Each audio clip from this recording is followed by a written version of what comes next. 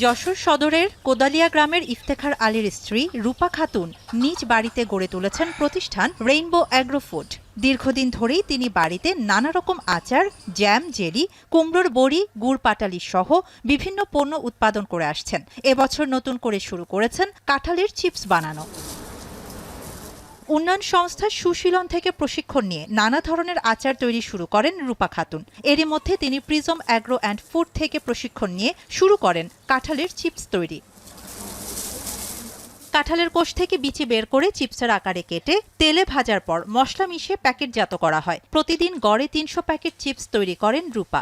খরচ বাদে গড়ে মাসে ২০,০০০ টাকা আয় হয় তার। এই প্রক্রিয়াটি মেশিনে করতে প্রয়োজন ভ্যাকুয়াম প্রাইম, ডি অয়েলিং এবং প্যাকেজিং মেশিন, যার জন্য সরকারি সহযোগিতা চান রূপা।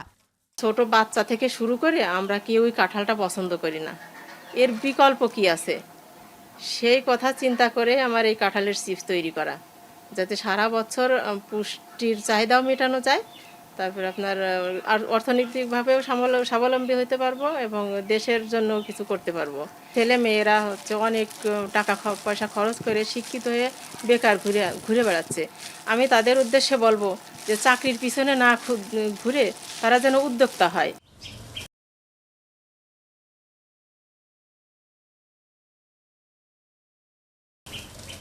এতে নিজ পরিবারের অর্থনৈতিক উন্নতির পাশাপাশি প্রতিবেশীদের কর্মসংস্থান সৃষ্টি হচ্ছে। গ্রামের অনেক মহিলা কাঁঠালের চিপস তৈরির কাজ করে অর্থ উপার্জন করছে। দোকানের চিপসের থেকে এই চিপস খুব সুস্বাদু। আমরা কাকির সাথে সহযোগিতা করি, কাকি আমাদের পারিশ্রমিক দেয়। আমরা এই কাকির আন্ডারে অনেক লোক কাজ করি, এতে আমাদের কিছু পারিশ্রমিক আসে। কাঁঠাল থেকে চিপস তৈরিকে ইতিবাচক হিসেবে দেখছে কৃষি বিভাগ। সরকারি সহযোগিতার আশ্বাস দিয়েছেন তারা।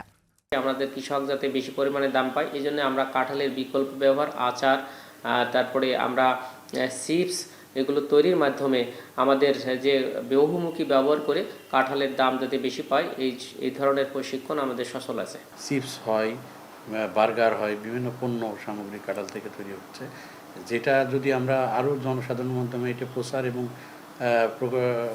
কৌশল যদি উৎপাদনের তৈরি করার কৌশল শেখাতে পারি, তাহলে কিন্তু এটি আরও জনপ্রিয় হবে। কাঁঠালের অনেক পুষ্টিগুণ, পরিমিত খেলে পুষ্টির চাহিদা পূরণ হবে। তবে ঠিকমতো সংরক্ষণের পরামর্শ দিলেন এই চিকিৎসক। ঠিকমতো সংরক্ষণ করতে না পারলে তো পুষ্টি গুণাগুণ একটু কমতে পারে, সেখানে কিছু স্বাস্থ্য ঝুঁকিও তৈরি হতে পারে যদি জীবাণু সংক্রমণ হয় ঠিকমতো যদি না করা যায়। তবে হ্যাঁ, সঠিকভাবে সংরক্ষণ করা এবং স্বাস্থ্যসম্মতভাবে সেই সংরক্ষিত কাঁঠালটাকে যদি খাওয়া যায় সেটা বেটার হয়। একসময় যারা সমালোচনা করতেন, এখন তারাই রূপা খাতুনের কাঁঠালের চিপস তৈরির কাজ দেখতে আসেন।